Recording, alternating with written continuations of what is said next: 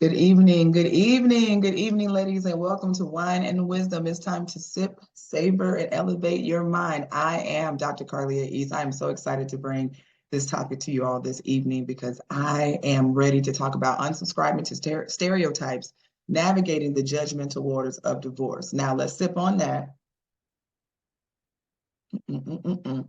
Because let me tell y'all something, there is always a double-edged sword or catch-22 standard when it comes to how we as women navigate divorce and how men navigate divorce. Now, let me be clear, this is not about male bashing. This is not about me not saying that men aren't hurt in the process as well and that women don't do wrong things as well. That's not what this is about. But I'm a female platform for the ladies, by the ladies, okay? So I'm gonna talk about the fact that there still is a double standard in society when it comes to divorce. We know all too clear that a woman may have a divorce and it may be the male's fault in this situation, and yet she feels the burden, the blame, the guilt, that scarlet letter D on her chest for divorce that everybody can see. She walks around with that.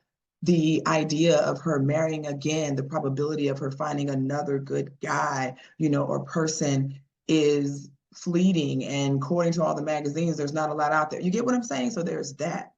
It's a totally different script when it comes to the male counterparts, and y'all know what I'm saying is true.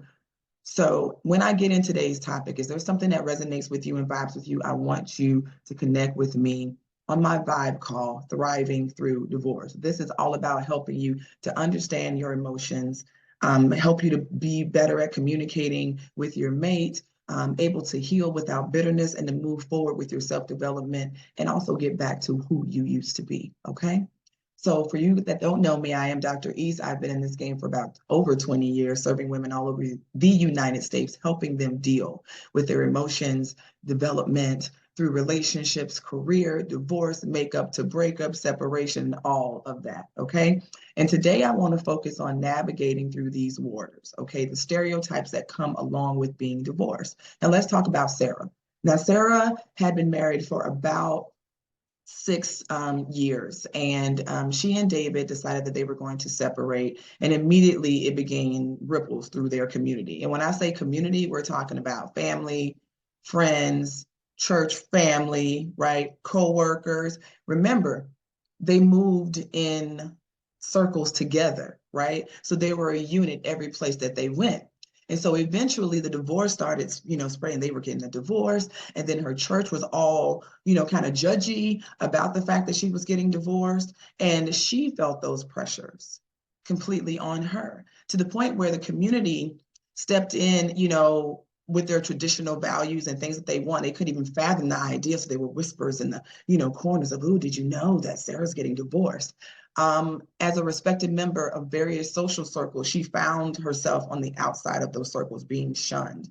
Maybe because the husbands of those women were friends with her, now ex-husband. And so, we got to pick sides. We don't, but we got to pick sides, right? So then they started alienating her. Friends that she had known for years refused to support her, refused to have her back, telling her she should work harder. They started to distance themselves. They didn't want to be around it. It's too much. It's too emotional. She felt completely isolated with a sense of shame that was only for her to bear. She felt that no one had her back. And in this adversity, it was difficult for her to find her strength. She sought out social support groups. She, even decided to attend different women's groups and meetings at her church to be exposed to different individuals. I mean, she did the full gamut. The one thing that she didn't do was work with me, but we'll get with that in a second. But embracing her independence was hard for her. It was difficult for her. But the one thing that she was trying to do was find herself. The one thing that she was trying to do was make sure that her voice was heard, because at the end of the day, she is going through this too.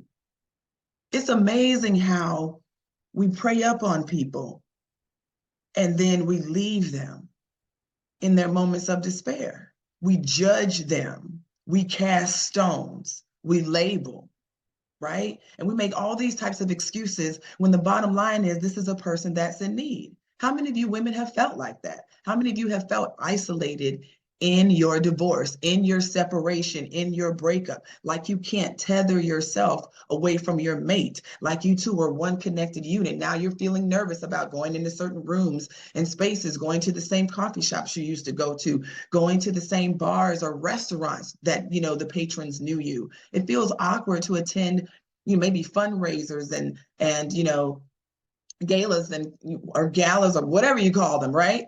So that you can feel comfortable in that space without people running up to you, asking you questions. You have your ring off. There's all this stuff. There's all this judgment. I want you to feel more powerful and not giving two shits about any of that, because you feel strong in the decision that you made to put your freedom first, to put yourself first, and to make sure that you were the primary person of your healing. I'm going to tell you, ladies, the key to this situation is you got to focus on what you got.